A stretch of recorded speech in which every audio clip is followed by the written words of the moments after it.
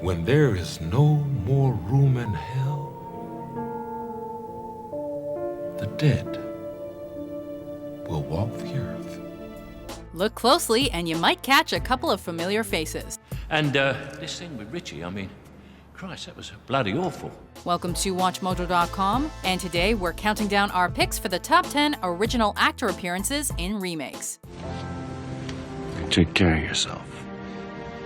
For this list, we're taking a look at remakes or reboots of movies wherein an actor that had previously starred in the original appears. Against this, our strength means nothing. They don't necessarily have to play the same character, as long as they make an appearance. I didn't betray you, Kal-El. We're excluding Hugh Jackman from X-Men First Class, however, as it's not a full-on reboot. It's primarily considered a prequel that maintains some continuity within the rest of the X-Men series. Go f yourself. Also, this may be a bit spoilery depending on how surprised you like to be at cameos, so a spoiler alert may be in order. My car! Where did you... Number 10.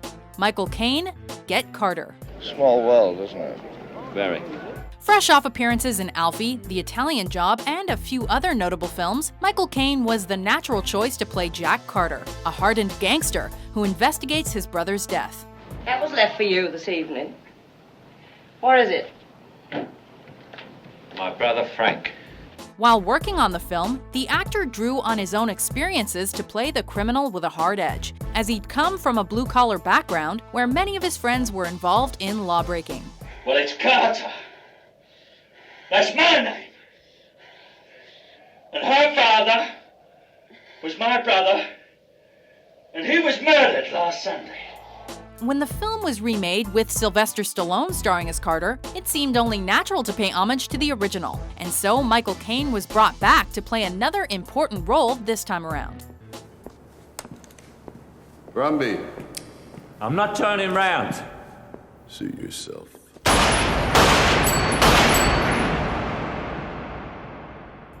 Number 9. Christopher Reeve, Smallville.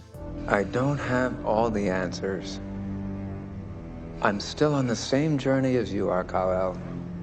After his career-defining run as Superman, Christopher Reeve suffered a horse-riding accident and tragically became a quadriplegic. Hi there. Something wrong with the elevator? However, that was not the end of his association with the Superman franchise. I would go bananas in a week. Oh, can I take you to the airport? Not unless you can fly. Years later, he was asked to guest star on Smallville as Dr. Virgil Swan, who helped Clark Kent understand more about his heritage. Hello, Clark. I've been expecting you. Snippets of John Williams' score from Superman are played during some of these scenes, making for a fitting tribute to his work as the Man of Steel, and helping him pass the cape to another generation. You must write your own destiny, Kal-El. Number 8. Paul Michael Glaser and David Soul, Starsky and Hutch. And you two claim to be detectives.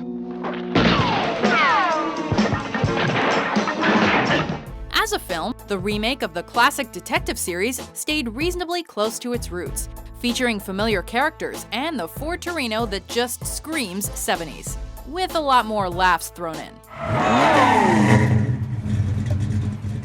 Man, your stock just went up in my book, my friend. While Ben Stiller and Owen Wilson did a good job with their take on Starsky and Hutch themselves, the film would be incomplete without a shout-out to the series that started it all. And we got one with the original TV actors both dropping in to hand over the keys.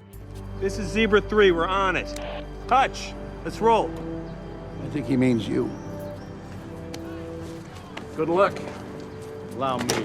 All right, thank you. You're welcome. The speaking parts for the two veteran actors helped give the remake a seal of approval. Come on, give me keys.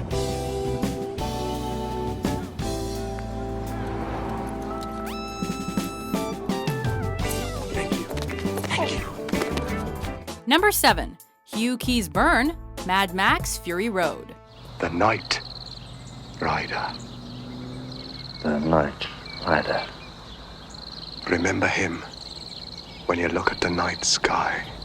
with Tom Hardy taking on Mel Gibson's iconic role as the titular badass. It was up to Hugh Keays-Byrne to tie the fourth outing to the original. That there is Kundalini. And Kundalini wants his hand back. In Fury Road, Keays-Byrne plays the big baddie Immortan Joe, while previously in the first Mad Max film, he'd played another villainous character, the motorcycle gang leader with the pleasant name Toe Cutter. Lose the face. Please don't hurt my baby. Got nothing. What do you want from me?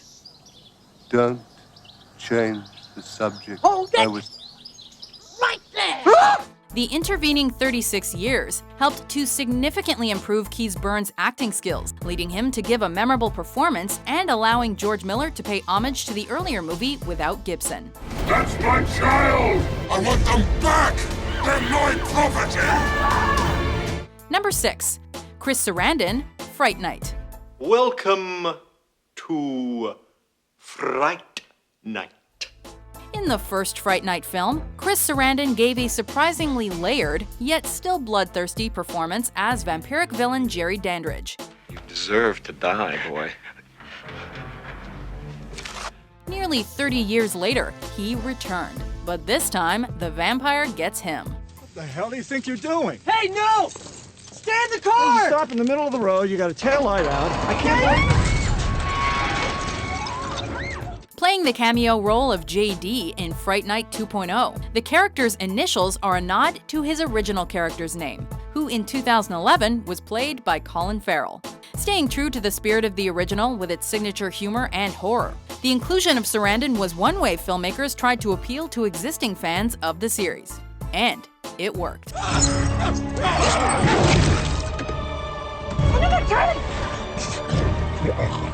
Number 5. Burt Reynolds, The Longest Yard. Hello, Sonny. I'd like to play some football. Fans of the 1974 film about a pro quarterback who winds up in jail and ends up leading a team of convicts in a prison football game got a pleasant surprise when Burt Reynolds showed up as Coach Nate Scarborough in the 2005 remake. You look like you could use a little help. No offense, my man, but you're a little seasoned. Seasoned? I'm not asking to play, I'll coach. I'm Nate Scarborough. Unlike some of the other films on this list, where the actor shows up for a brief walk-on appearance, Reynolds' new role is a substantial one. He stars as the coach who corrals the ragtag team together, and he gets a bit rough and rowdy with the cast to boot, insisting on doing some of his own stunts. I heard you were dead. No, I ain't dead. I've been right here, rotting, waiting for a chance to get back at those sadistic guards. Number 4. Lou Ferrigno, Hulk and the Incredible Hulk. While a lot of younger viewers might not have seen the Green Giant's original outing in the late 70s, many might recognize Lou Ferrigno nonetheless, thanks to his Hulk-related cameos. In Ang Lee's 2003 take, Ferrigno appeared beside Stan Lee as a tight-shirted security guard. As far as I'm concerned, security ought to be Good morning, Dr. Francois. Security ought to be beefed up a lot more in a place like this. And in the 2008 version starring Ed Norton, he turned up as a security guard once again. I don't think you have anybody up here. Oh, man. I'm gonna catch hell if I don't collect. You gotta let me try. Of course, you might also know Ferrigno's voice as one of many that makes up the Hulk's growl in the Avengers movies.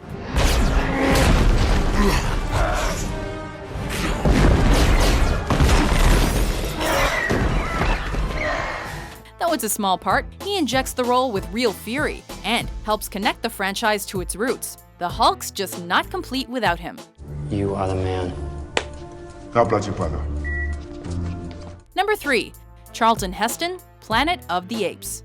He finally really did it. You maniac! Tim Burton's remake of the classic Ape 'em Up may have left a lot of fans wanting more, but they were certainly satisfied with some of the notable shout-outs to the 1968 original, particularly Charlton Heston's performance as Zaius. I have something to tell you. Since this was one of Heston's last film roles before his death, it's fitting that it referenced something from his career heyday. What you hold in your hand is the proof of their power of invention. However, we can't ignore the delicious irony that Heston himself is now portraying one of the damn dirty apes. Damn them. Damn them all to hell.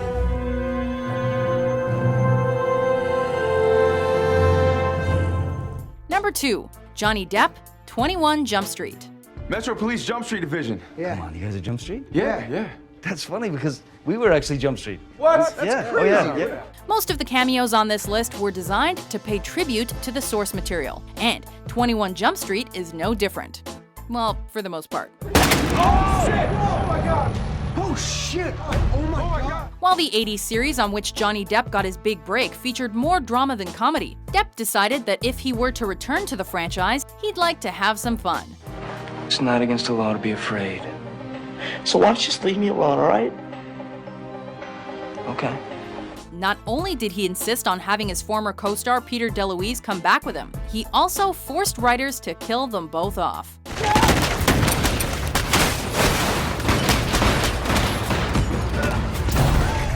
The filmmakers obliged, creating a memorable scene that proved the filmmakers did not need to be shackled to the past. The only approval that I ever needed was my best friend. Thanks, man. Before we unveil our number 1 pick, here are some honorable mentions. Kelly Garrett. Hello, Dylan. Don't you have a case to solve? Well, I tried to outrun my past, but it caught up with me yesterday. Just shoot him in the head. They seem to go down permanently when you shoot them in the head. That if you come to Fort Pastor, and if you can't make it here, we have multiple search and rescue teams out there, and they will find you. The dead will walk the earth. Look how pretty you have gotten. Oh, those clothes. Oh, what taste. And that smile. Oh, Marcia, you are such a beauty. It seems completely impervious to it. It's impossible to develop a bass reading. I'll have you increase the voltage. Every single session, yes. And? Is that all you got? About 25 years ago, there was a man named Wilton Knight who, on his deathbed, told me one man can make a difference. I was that man. Number 1. Leonard Nimoy, Star Trek. Look, I don't know you. I am Spock. Leonard Nimoy had a love-hate relationship with his most famous character earlier in his career, as evidenced by his autobiographies I Am Not Spock and I Am Spock. It is remarkably pleasing to see you again, old friend. Especially after the events of today. But he softened his stance and reprised the role of the beloved Vulcan several times during his career. But his appearance in J.J. Abrams' Star Trek reboot went beyond a mere cameo. His involvement kick-started the entire plot. Sir, I appreciate what you did for me today, but if you were Spock, you'd know we're not friends at all. You hate me. You maroon me here for mutiny. He appeared briefly in the next installment, Into Darkness. Mr. Spock. Mr. Spock. But sadly, his death in February 2015 means that those were some of his final roles. But what a legacy he left. That is where I'm from, Jim. The future. Do you agree with our list? You see this nose? That is a fake nose. You want to wear a fake nose in your head for like months on end? Glue and shit? Which original character reappearances surprised you the most? For more kick-ass top 10s published every day, be sure to subscribe to WatchMojo.com. Groovy.